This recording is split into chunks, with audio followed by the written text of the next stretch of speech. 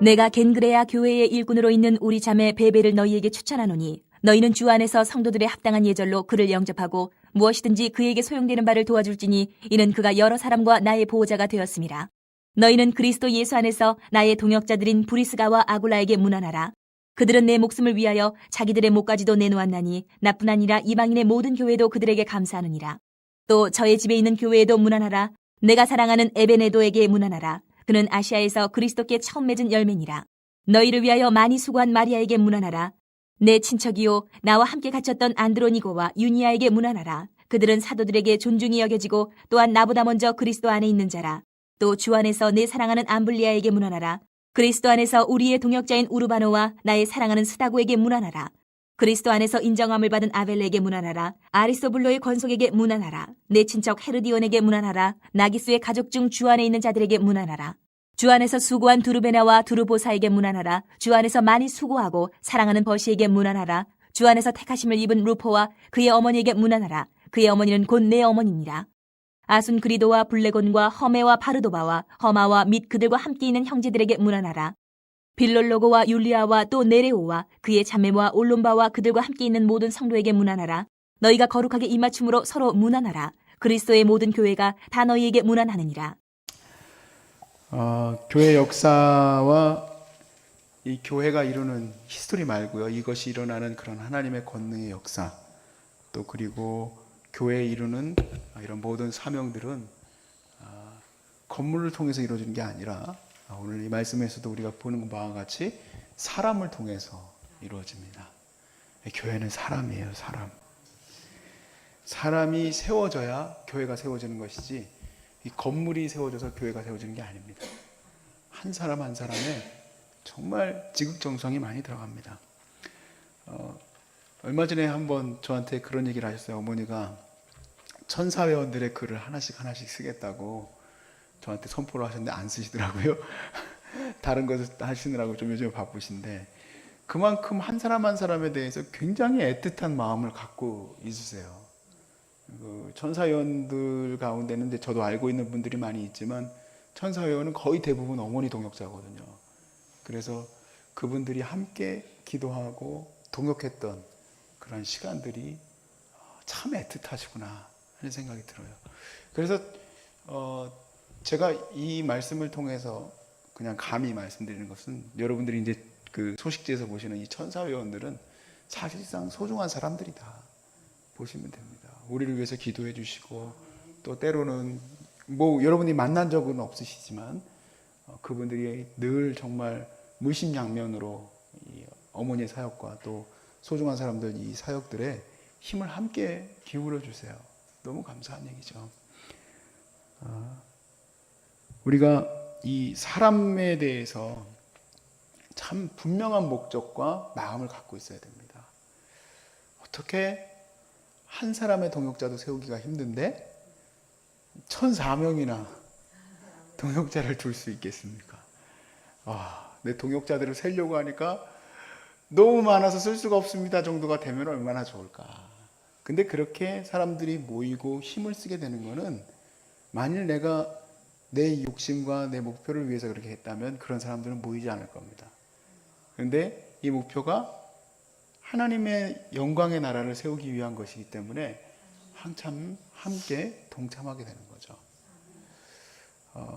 어제가 아니군요. 우리가 월요일 날 갔다 왔었죠. 지금 벌써 목요일인데 샘물 호스피스를 갔다가 거기 간호과장님하고 우리 선생님하고 간호사 선생님이 같이 이제 대화를 나눴습니다. 저는 이제 거기서 소보루빵을 까고 소보루빵을 나눠드리고 이제 같이 얘기를 막 하시는데 다른 말들은 잘 못 알아들어요. 그런데 그 말을 되게 마음에 새겼습니다. 뭐냐면 환우에게 집중하면 답이 보인다. 누가 했는 말인지는 제가 기억이 잘 안 나는데 누군가가 그 얘기를 했어요. 환우한테 집중하면 답이 보인다.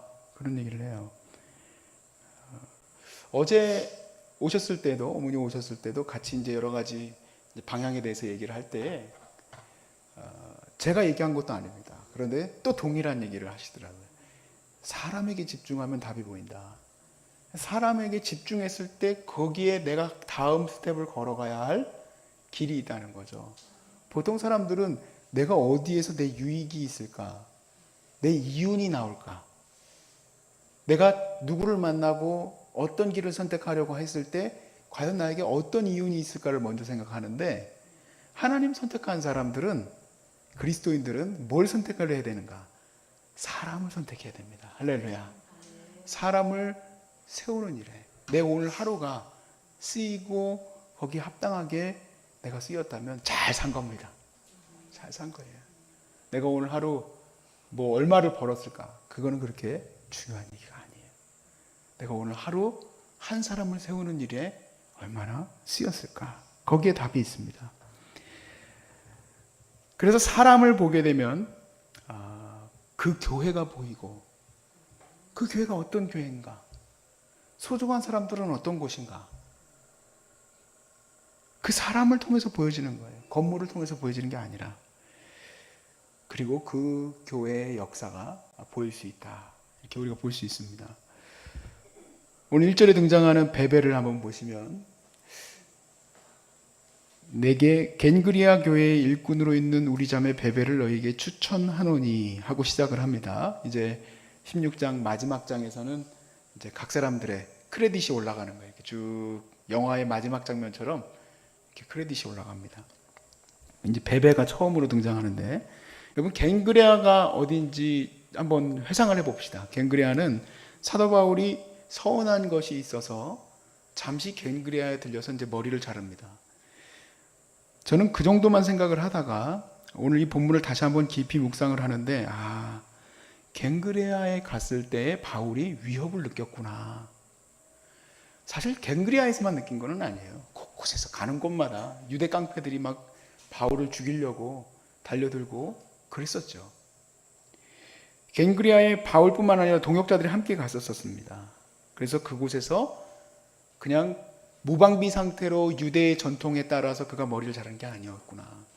어떻게 보면 유대의 전통을 따라서 회당에 들어가서 머리를 자르는 일을 했든지 어떻게 했든지 그가 유대인들과 접촉할 수밖에 없는 그러한 상황 가운데에서 그를 보호해 준 것이 바로 교회였습니다. 겐그리아에 있었던 교회.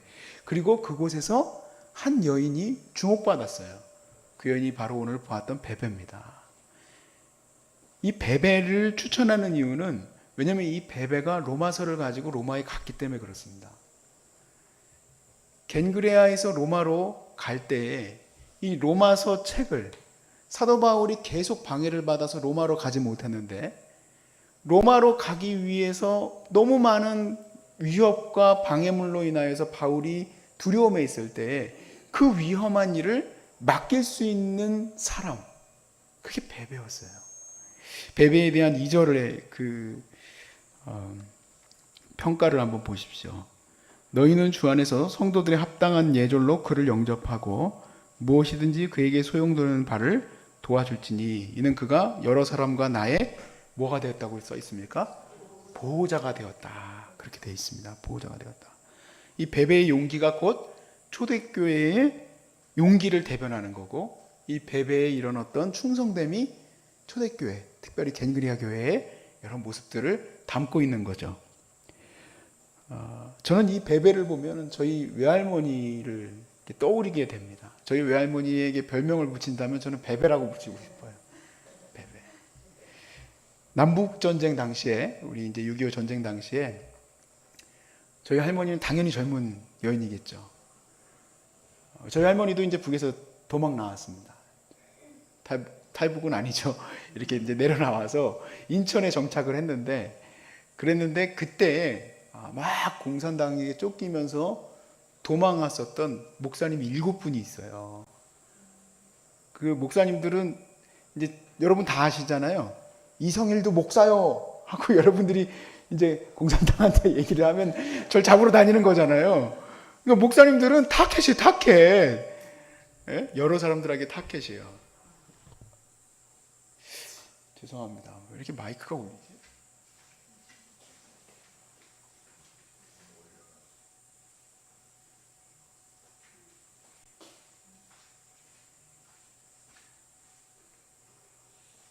애들이 장난쳤을 가망성이 높아서 타켓이에요. 그래서 목사님들 7분이 막 사람들 눈을 피해서 숨어 들어왔습니다. 그런데 이 젊은 여인의 우리 외할머니 집에 들어와서는 아주머니 저희들 좀 숨겨주세요 그런 거예요. 저희 지금 하천리에 있는 집에도 다락방이 있더라고요. 이렇게 뒤에 이제 문을 열면 거기 이불을 숨기는 게 아니죠. 이불을 넣을 수 있는 방이 이렇게 있더라고요. 옛날 집은. 그때는 그랬나 봐요. 그래서 거기에 이제 숨겨드리고 7분을 이제 식사를 대접을 해드렸는데, 제가 그렇게까지 심각하게 생각은 안 했는데, 참, 그 사람을 대할 때 그 사람을 대하는 그 마음이 축복되다는 생각을 해요. 이 목사님들을 목사님이라고 부르지도 않고 그냥 뭐 어떤 목사가 어쩌고 저쩌고 지금 그러는 시대 아닙니까? 또 그리고 심지어는 목사님들을 막 그렇게 험담을 해요. 이 강단에서. 저는 제가 고백하건대 여러분이 저하고 함께 아침 저녁으로 계속 예배를 드리면서 목사님들 누구 어쩌고 저쩌고 하는 얘기 들어보신 적 있으세요? 없으시죠? 왜냐하면 제가 그거는 결단을 했기 때문에 그래요. 절대로 제가 강단에서 목사님들을 험담하거나 교회를 험담하는 얘기를 안 합니다.